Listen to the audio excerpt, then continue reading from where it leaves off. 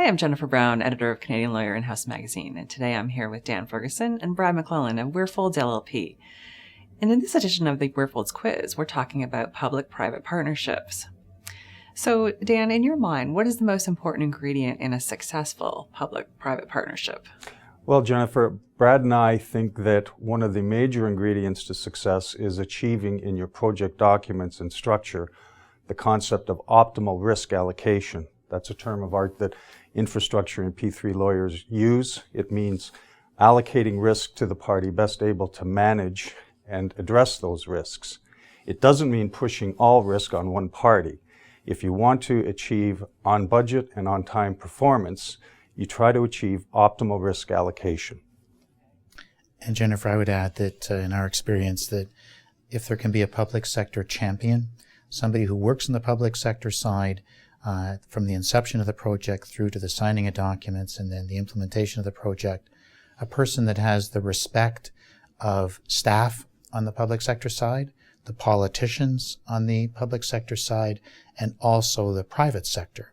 So it's someone that can be there from beginning to end and is able to, as we say, champion the project through. That's really important, we think, for a successful project.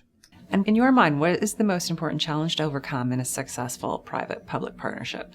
Well, Jennifer, one of the challenges that we see right now in the Canadian context is really getting all levels of government to properly allocate their roles and create a proper governance structure amongst themselves.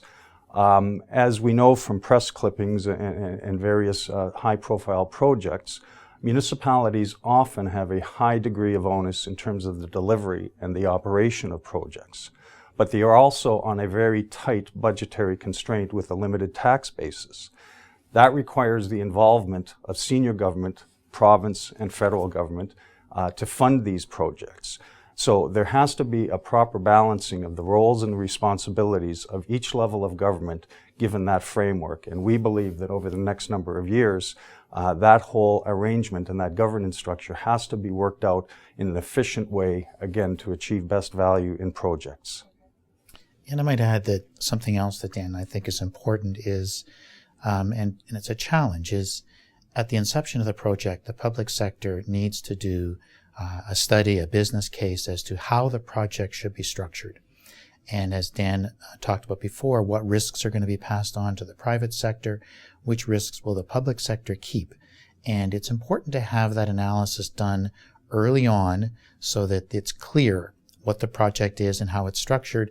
And it's a challenge, say, for municipalities doing that, because that could be a lot of cost for them up front in bringing in consultants and other people to determine the right structure and help them through it before a request for proposals goes out to the private sector. Okay, thank you both. For more on this and other issues related to public-private partnerships, please check out the quiz in the April issue of Canadian Lawyer in-house magazine.